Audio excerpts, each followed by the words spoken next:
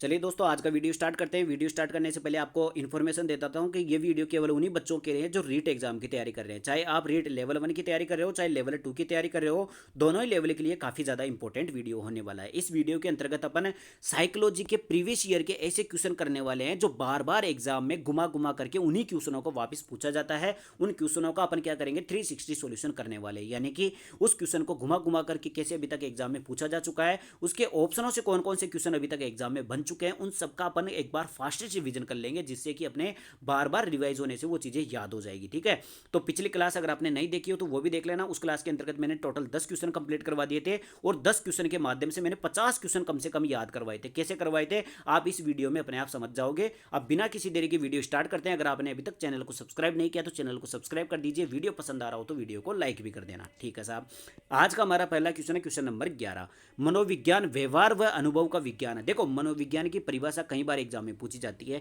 उसमें से ये दो शब्द याद रख लेना, व्यवहार और अनुभव। व्यवहार और अनुभव का विज्ञान किसने कहा था? वो कहा था स्किनर ने। और ध्यान रख लेना, अगर यहाँ पे आचरण आ जाता, आचरण और अनुभव का विज्ञान किसने कहा था? वो मैकडूगल ने कहा था। तो आचरण शब्द दिख जाए तो मैकडूगल पर चल जाना, व्यवहार शब्द दिख जाए तो स्किनर पे चल जाना। ये दोनों ही परिभाषा बहुत बार एग्जाम में पूछी जाती है। इसके अलावा देखो, इस क्वेश्चन से कौन कौन से क्वेश्चन अभी तक एग्जाम में बन चुके हैं। सबसे पहले बात करते हैं अपन स्किनर की। स्किनर का पूरा नाम क्या है? बीएफ स्किनर है। कहाँ का रहने वाला? अमेरिका का रहने वाला है। इसके अलावा कौन सा सिद्धांत दिया था? क्रिया प्रसूत अनुबंधन का सिद्धांत दिया था। इसका दूसरा नाम सक्रिय अनुबंधन का सिद्धांत भी कहा जाता है। इसके अलावा इसने चूहे और कबूतर पर प्रयोग किया था। कब किया था? सन 1938 के आसपास में किया था। इसके अलावा अभिकर्मित अनुदेशन का जनक या प्रोग्राम्ड लर्निंग थ्योरी जो दी थी वो भी स्किनर ने दी थी। इसके अलावा अधिगम में सबसे ज्यादा महत्वपूर्ण पुनर्बलन को मानने वाला स्किनर था। ठीक है, अधिगम में सबसे ज्यादा महत्वपूर्ण किसको मानता था? पुनर्बलन को मानता था। ये सारे क्वेश्चन हो गए स्किनर के। इसके अलावा मैकडूगल की बात करें तो मैकडूगल की परिभाषा, सबसे पहले तो मैकडूगल ने परिभाषा कौन सी दी थी? आचरण। यहां पे आचरण लिखा हुआ था। आचरण और अनुभव का विज्ञान, मनोविज्ञान है, किसने दिया था? मैकडूगल ने दिया था। इसके अलावा मैकडूगल का एक सिद्धांत है, कौन सा दिया था? मूल प्रवृत्ति एवं संवेग का सिद्धांत। कौन सा दिया था? मूल प्रवृत्ति एवं संवेग का सिद्धांत दिया था, जिसके अंतर्गत 14 प्रकार की मूल प्रवृत्तियां और 14 प्रकार के संवेग बताए थे, जिसमें सबसे ज्यादा एग्जाम में पूछी जाती है पलायन और डर। ध्यान रख लेना, पलायन एक मूल प्रवृत्ति है और इसका संवेग क्या है? डर है। ध्यान रख लेना, ये सबसे ज्यादा एग्जाम में पूछी जाती है। इसके अलावा वुडवर्थ की बात करें तो वुडवर्थ ने मनोविज्ञान की एक परिभाषा दी थी कि मनोविज्ञान ने सबसे पहले आत्मा को छोड़ा, फिर मन को छोड़ा, फिर चेतना को छोड़ा और वर्तमान में व्यवहार को अपना रखा है। यह परिभाषा वुडवर्थ ने दी थी। और वुडवर्थ की एक प्रश्नावली विधि है, ध्यान रख लेना, प्रश्नावली विधि का जनक किसको कहा जाता है? वुडवर्थ को कहा जाता है। यह भी कई बार एग्जाम में क्वेश्चन आ चुका है। इसके अलावा अपन बात करें वॉटसन की तो वॉटसन का पूरा नाम क्या है? जेबी वॉटसन है। इसने अपने 11 माह के बेटे के ऊपर प्रयोग किया था। उस बेटे का नाम क्या था? अल्बर्ट था। यह भी एग्जाम में पूछा जाता है। इसके अलावा व्यवहारवाद का जनक किसको कहा जाता है? वॉटसन को कहा जाता है।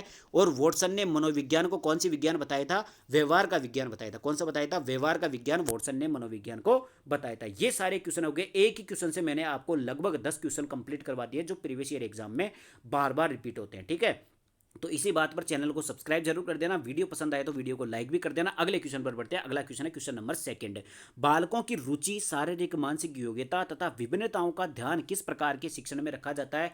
ध्यान रख लेना, देखो, बालकों की रुचि का भी ध्यान रखना है, उनकी योग्यताओं का भी ध्यान रखना है। कौन कौन सी योग्यताएं? शारीरिक योग्यताएं और मानसिक योग्यताएं। ठीक है साहब। इसके अलावा उनकी व्यक्तिगत विभिन्नताओं का भी ध्यान रखना है। तो किस प्रकार के शिक्षण में ध्यान दिया जाता है? देखो, बहुकक्षीय शिक्षण में भी ये चीज का ध्यान दिया जाता है, मनोविज्ञान के शिक्षण में भी इसका ध्यान दिया जाता है और सामूहिक शिक्षण के अंतर्गत भी इसका ध्यान दिया जाता है। कुल मिलाकर के बच्चे की रुचि, उसकी योग्यता और उसकी विभिन्नताओं का ध्यान सभी के अंतर्गत ध्यान रखा जाता है। ठीक है, कई बार एग्जाम में क्वेश्चन आ चुका है। इसके बाद में आगे बढ़ते हैं। अगला क्वेश्चन, क्वेश्चन नंबर 3। वर्तमान में शिक्षा मनोविज्ञान किस अवस्था में? ध्यान रख लेना, शिक्षा मनोविज्ञान क्या है? मनोविज्ञान की एक शाखा है, इसकी एक ब्रांच है मनोविज्ञान की। ठीक है, और ऐसा कहा जाता है कि वर्तमान में इसकी जो अवस्था चल रही है ना, वो वर्तमान में शैशव अवस्था चल रही है। अभी तो आगे इसकी बाल्यावस्था आएगी, फिर किशोर अवस्था आएगी, उसमें तो बहुत बड़ा मतलब बहुत बड़ी बड़ी बातें हो जाएगी। ठीक है, तो शिक्षा मनोविज्ञान की वर्तमान में कौन सी अवस्था चल रही है? शैशव अवस्था चल रही है। ठीक है, ये भी आपको याद हो गया।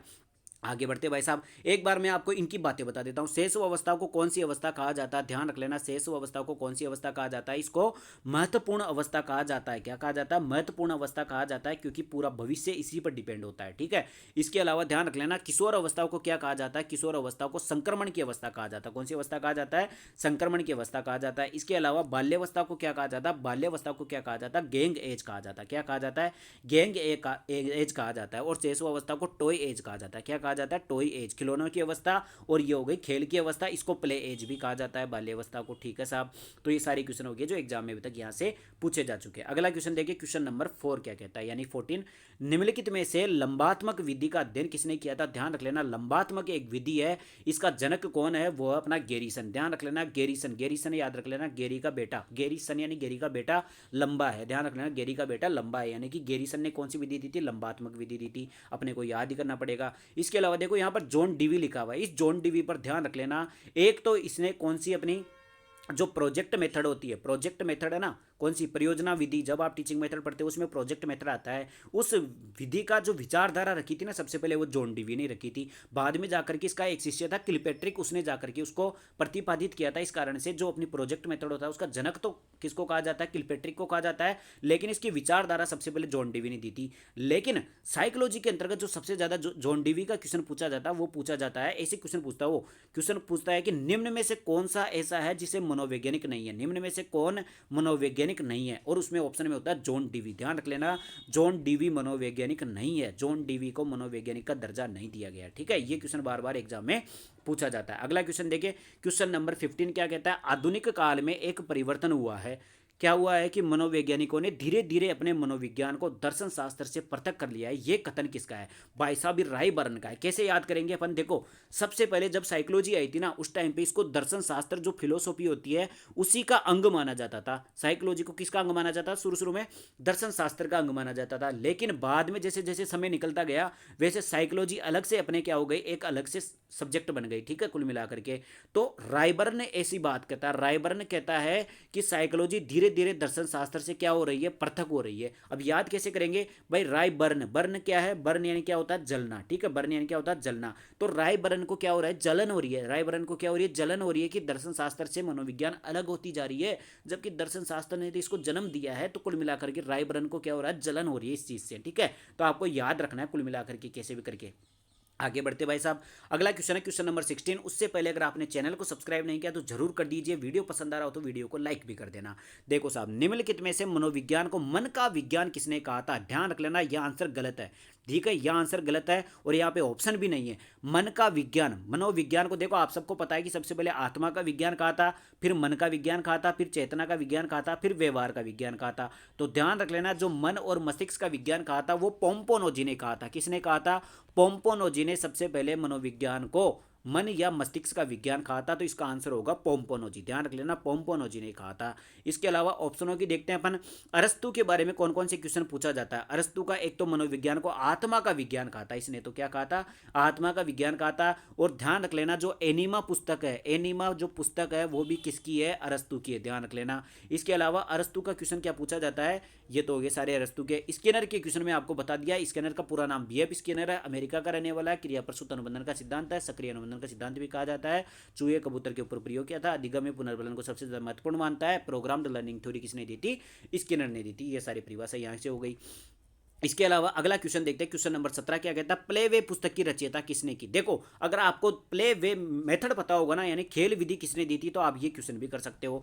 जो खेल विधि थी ना, खेल विधि किसने दी थी? कोल्डवेल कुक ने दी थी। किसने दी थी? कोल्डवेल कुक ने क्या दी थी? खेल विधि दी थी। तो ध्यान रख लेना, जो प्ले वे जो पुस्तक है ना, ये पुस्तक भी किसकी है? कोल्डवेल कुक की है। देखो ऑप्शन देख लेते हैं एक बार अपन। 17वें क्वेश्चन के देखो, कोल्डवेल कुक। देखो मैंने बोला था ना, प्ले वे विधि जो पुस्तक है वो किसकी है? कोल्डवेल कुक की है। और इसी ने खेल विधि भी दी थी। ध्यान रख लेना, इसी किताब पर आधारित थी, कारण से इसको क्या कहा जाता है? कोल्डवेल कुक की जो पुस्तक है प्ले वे, इसी को खेल विधि भी कहा जाता है। आगे बढ़ते हैं भाई साहब, अगला क्वेश्चन देखते हैं, क्वेश्चन नंबर 18 क्या कहता है?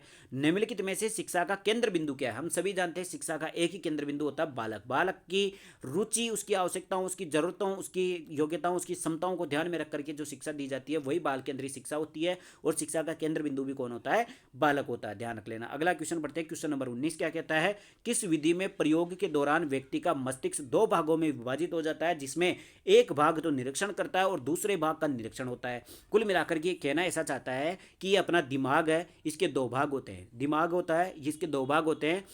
एक विधि ऐसी होती है जिसमें से एक भाग, जैसे ये ए वाला भाग है, ये बी वाला भाग है, ये अपना दिमाग है, तो ऐसी विधि जिसके अंतर्गत ए वाला भाग तो निरीक्षण करेगा और बी वाले भाग का निरीक्षण होगा, मतलब ये ए वाला बी का निरीक्षण करेगा, मतलब मस्तिष्क का एक भाग तो निरीक्षण करता है और दूसरे भाग का निरीक्षण होता है। तो ऐसी विधि कौन सी होगी जिसमें अपन अंतर्मन को देखेंगे, तो कुल मिलाकर के कौन सी हो जाएगी, अंतर्दर्शन विधि। कौन सी हो जाएगी, अंतर्दर्शन विधि के अंतर्गत एक मन का तो क्या होता है, निरीक्षण होता है, और दूसरे मन का क्या होता है, दूसरा मन क्या करता है, निरीक्षण करने का काम करता है। आखिरी क्वेश्चन आज का हमारा 10वां क्वेश्चन, यानी कि इस पीडीएफ का 20वां क्वेश्चन बहुत इंटरेस्टिंग है। देखो, स्किनर किस देश के वैज्ञानिक थे, मैंने आपको जस्ट रटाया था कि अमेरिका के रहने वाले हैं। ठीक है, स्किनर के सारे क्वेश्चन याद कर लेते हैं। इसका नाम पूरा नाम बीएफ स्किनर है, अमेरिका का रहने वाला था। क्रिया प्रसूत अनुबंधन का सिद्धांत है और सक्रिय अनुबंधन का सिद्धांत भी कहा जाता है। चूहे कबूतर के ऊपर प्रयोग किया था। अभिक्रमित अनुदेशन का जनक भी इसको कहा जाता है, और इसके अलावा स्किनर ने जो रैखिक अभिक्रमित अनुदेशन है उसका जनक भी इसको कहा जाता है। ये सारे क्वेश्चन हो गए किसके, स्किनर के, अभी तक जो एग्जाम में पूछे गए हैं।